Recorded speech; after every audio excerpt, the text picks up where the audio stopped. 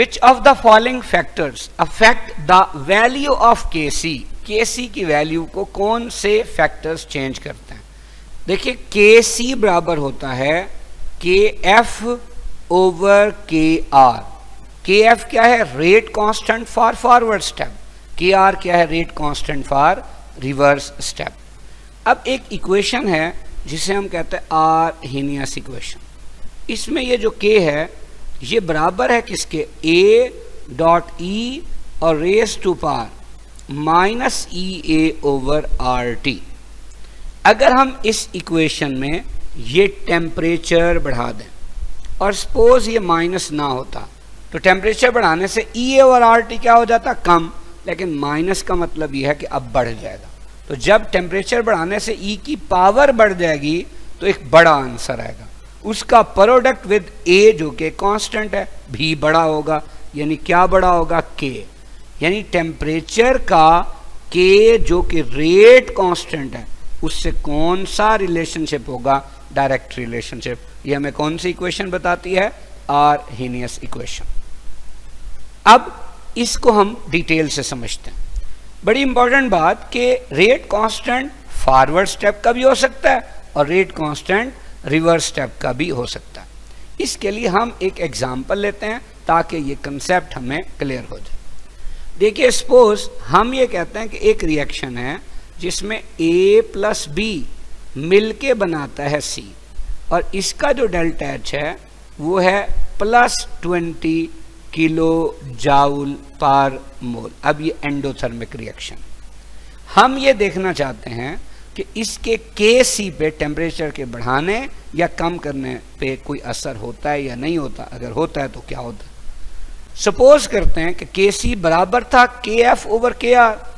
हम ये कहते हैं कि इसका के सी है 1, कैसे कि इसका के एफ और के आर दोनों की वैल्यू 10 थी, तो आंसर क्या आ गया, 1 आ गया। अब हम दोनों केसेस इसमें डिस्कस कर लेते हैं। देखिए पहला केस ये है इंक्रीज इन टेम्परेचर और दूसरा केस क्या है, डिक्रीज इन टेम्परेचर। बड़ी इंपॉर्टेंट बात, देखिए अगर हम कहते हैं ना इंक्रीज इन टेम्परेचर, भाई इंक्रीज इन टेम्परेचर है तो के यानी रेट कांस्टेंट तो बढ़ेगा, पर कौन सा, फॉरवर्ड या रिवर्स, दोनों हमने अभी साबित किया, पर कौन ज्यादा और कौन कम बढ़ेगा। इसके लिए एक छोटी सी एग्जांपल देता हूं। देखिए फर्ज किया कि मेरा एक बॉस है, वो मुझे बुलाता है, कहता है जाहिद साहब आप ना बहुत अच्छा पढ़ाते हैं, हमने आपकी सैलरी जो है वो बढ़ानी है। अब पहले कितनी है, 10, तो बताएं 10 से 12,000 कर दें या 11,000। आप देखिए मैंने फौरन क्या कहना, मैंने कहना 12,000। क्यों कि अगर बढ़नी ही है और 2 ऑप्शन है मेरे पास, 11 भी है और 12 भी, तो मेरे लिए फेवरेबल कौन सी है, 10 से 12,000 होंगे, जबकि 11,000 फेवरेबल नहीं है, किसकी निस्बत, 12,000 की निस्बत।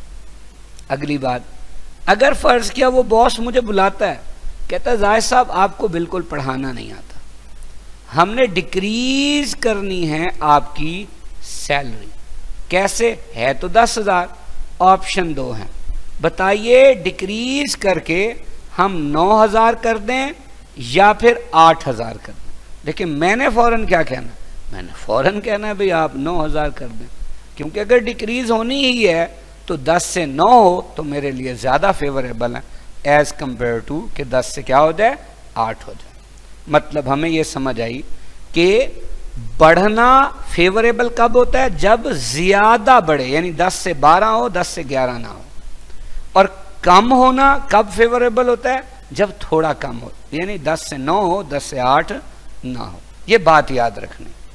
देखिए चूंकि ये रिएक्शन फॉरवर्ड में एंडो है तो इसके लिए इंक्रीज इन टेम्परेचर फेवरेबल है, लेकिन डिक्रीज इन टेम्परेचर फेवरेबल नहीं है। क्यों नहीं है कि ये जब फॉरवर्ड में जा रहा है तो हीट एब्जॉर्ब कर रहे हैं, हम भी उसे हीट देंगे तो जैसा वो कर रहा था हमने भी वही किया, इसलिए फेवरेबल।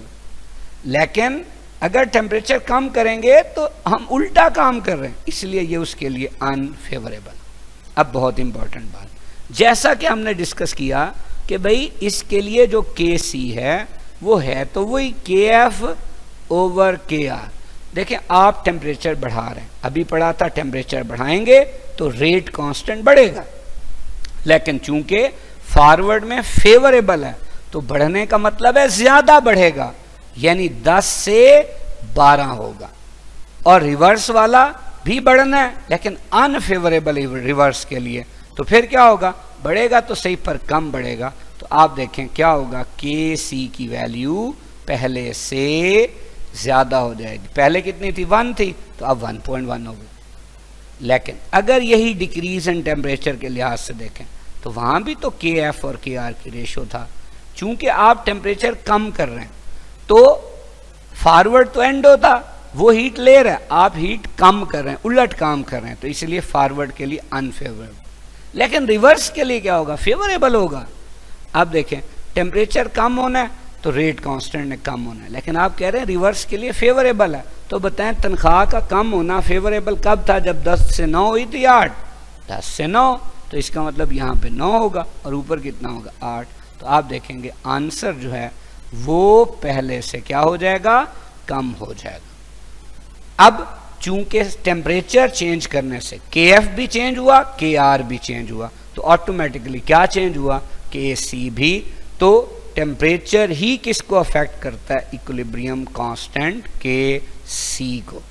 लेकिन यहाँ एक और बात भी बहुत इंपॉर्टेंट है, वो ये है कि हमें यहाँ से ये बात भी समझ आ गई कि एंडोथर्मिक रिएक्शंस में अगर हमने प्रोडक्ट की यील्ड बढ़ानी हो तो टेम्परेचर का बढ़ाना फेवरेबल होगा, क्योंकि जब टेम्परेचर बढ़ाएंगे तो केसी बढ़ जाएगा, जब केसी बढ़ता है तो यील्ड ज़्यादा होती।